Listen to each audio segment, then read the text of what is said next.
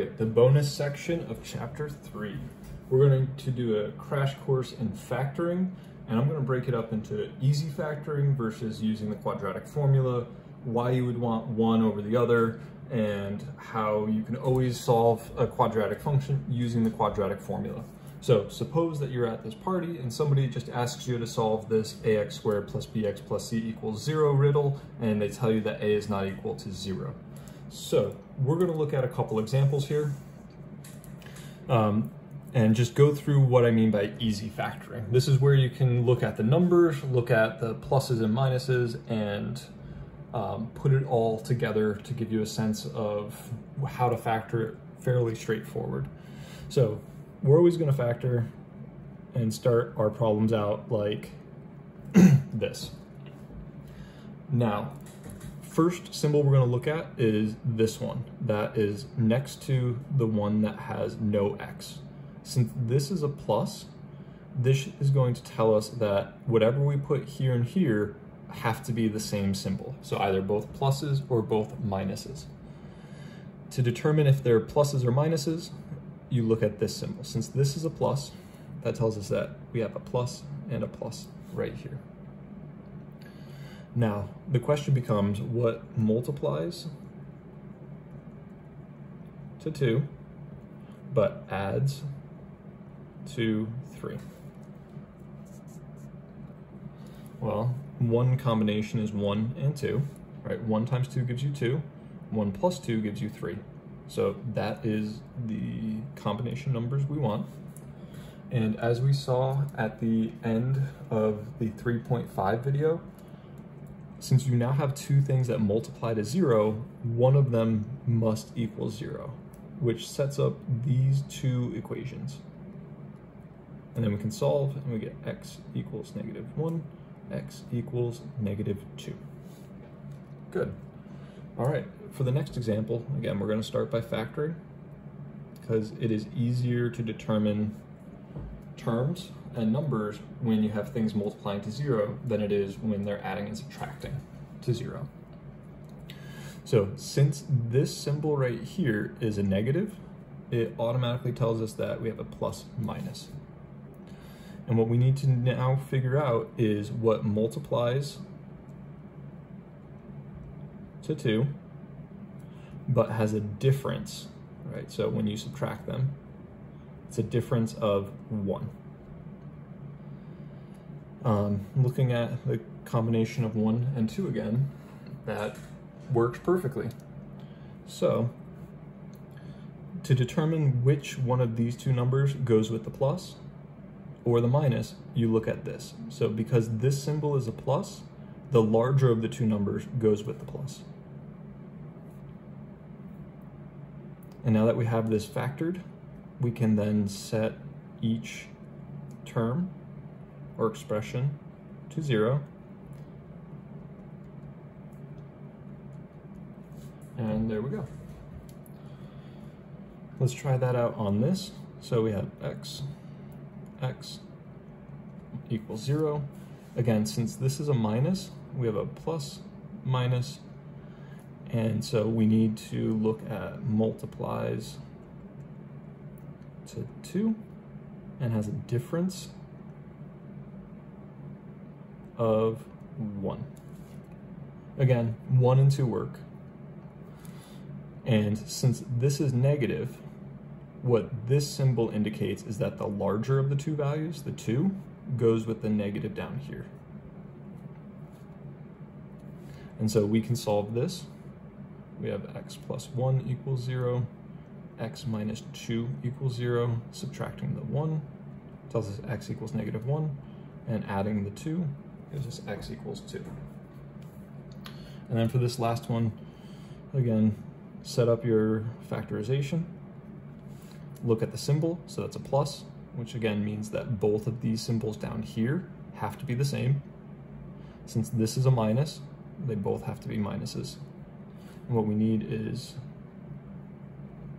multiplies to 2 and adds to 3. And again, 1 and 2, just like the first example, works, and it doesn't matter which spot you put it in. And so that allows us to solve this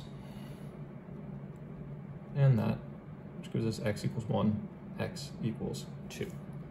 So when you look at the first symbol, if it's a plus, you know that the symbols are both going to be the same and that you're going to be looking to add up to the middle number each time. If the symbol is a minus that's next to the thing that has no x, then you're going to have opposite signs, pluses and minuses, and you're going to be looking for combinations of numbers that have differences of the number in front of the x term. So in this case, that's 1. So if the easy factoring method doesn't work for whatever reason, like the numbers are too large or this thing just doesn't factor nicely, which could always be a case, then we need to resort to using the quadratic formula. And the quadratic formula will always work. It's really, really, really useful in a lot of context. And so we're looking to solve this general equation, ax squared plus bx equals c, where we're told that a is not equal to 0, being sure to state conditions for which there are 2 solutions, 1 solution, or no solution. So we're going to accomplish this by completing the square. First thing we're going to do is take this plus c and move it over to the other side. And that'll become clear in a second. Essentially what we're trying to do is solve for x. Now, if you think back to how we completed the square, we factor out the a from everything on the left-hand side, leave a blank, and now we took this term, we first cut it in half, and then we take it and square it. So that's going to be b squared over 4a squared. And this is what goes here.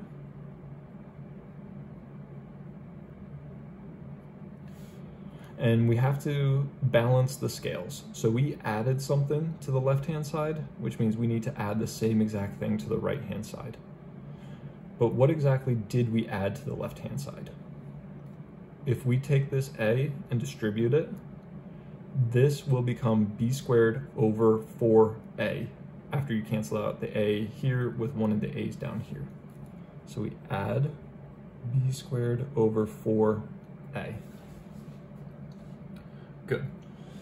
Now, remember, this right here is going to factor as x plus b over 2a. This was the term that pops up in the factorization. And what I'll do, just so it kind of looks cohesive, is actually switch the order in which we're doing this. So instead of subtracting c first, then adding, I'm going to add first, and then subtract c afterwards. And since our goal is to get x by itself, we need to divide both sides by a.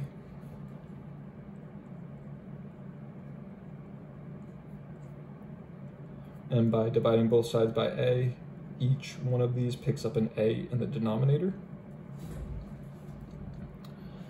And what I want to do is combine these two fractions before we proceed. So writing down the left-hand side, the common denominator of these two fractions is going to be 4a squared. So this one is all set.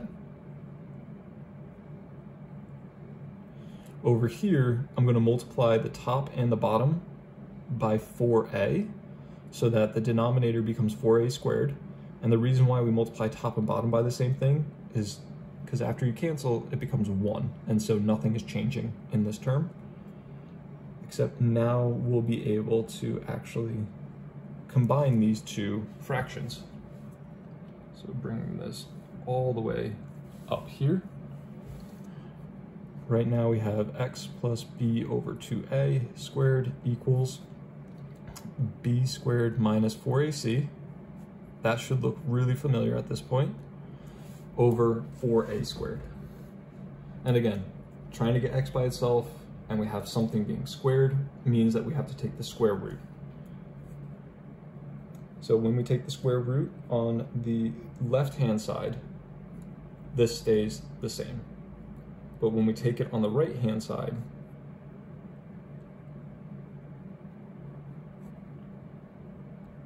you pick up a plus minus. Right, remember back to your algebra class. And so to get x all by itself, we just subtract over the b over 2a.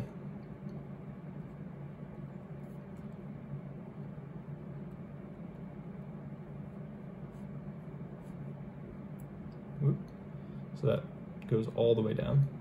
And now we need to simplify this square root just a little bit.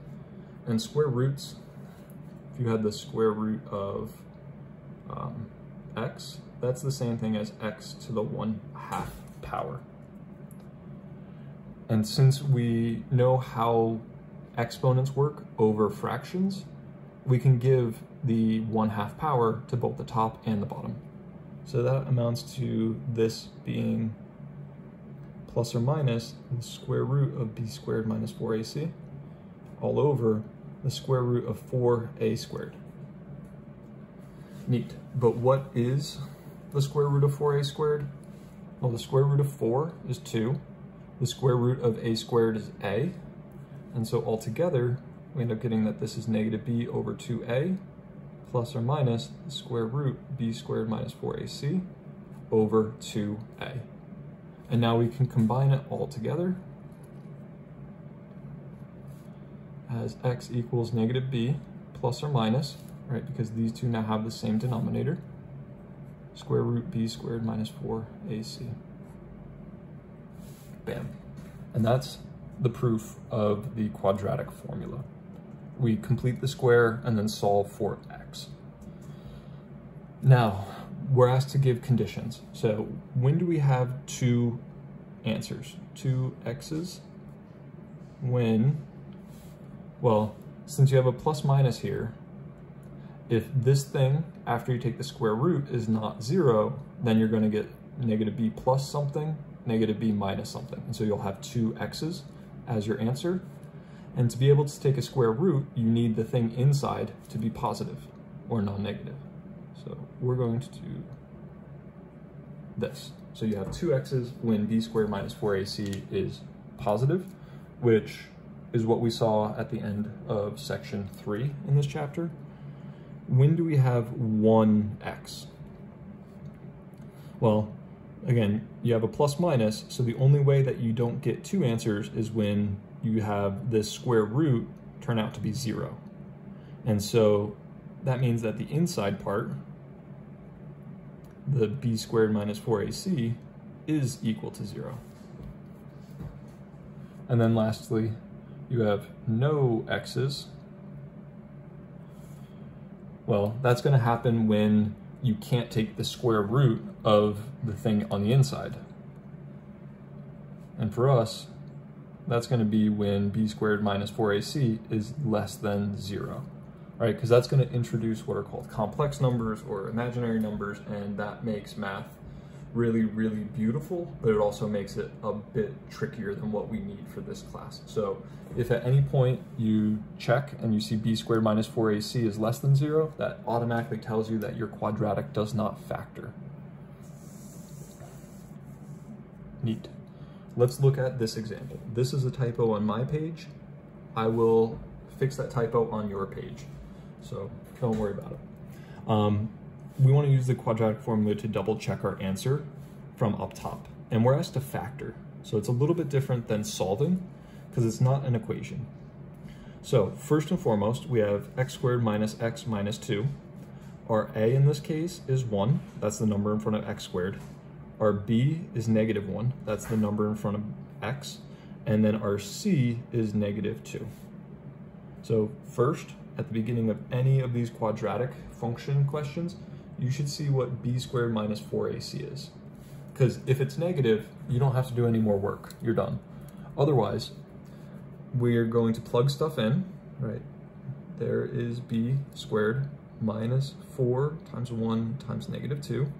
And then we do the arithmetic. We get 1 plus 8, which gives us 9. 9 is greater than 0. And so that means we should have two answers.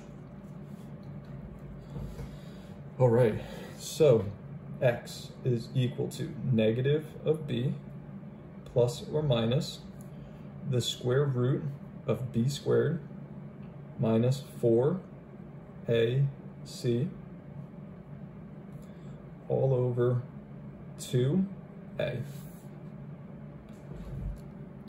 And now we can go ahead and just start simplifying. So negative 1 is positive 1, plus or minus. We already took care of simplifying this. We got 9. So that's the square root of 9 all over 2. So this is really 1 plus or minus the square root of 9, which is 3, over 2. So we have our two answers. X equals 1 plus 3 over 2, which after you simplify that gives you 2, right? Because you have 4 over 2. And you also get x equals 1 minus 3 over 2, which is negative 2 over 2, so negative 1. Now, these are the answers that we got from the first example above. How do we use these two answers to factor this quadratic? Well, we do x minus, always x minus for both of these. And you just take the numbers that you got, 2 and negative 1. So if we simplify this down, this gives us x minus 2 times x plus 1. And that's exactly how we factored that, this quadratic in the first example. Now, let's try out this quadratic, x squared plus x minus 1. So we have a is equal to 1, b is equal to 1, c is equal to negative 1. If we do the b squared minus 4ac, we end up getting 1 squared minus 4 times 1 times negative 1. And after simplifying, we get 5. Okay, so 5 is positive, which means we get 2 answers.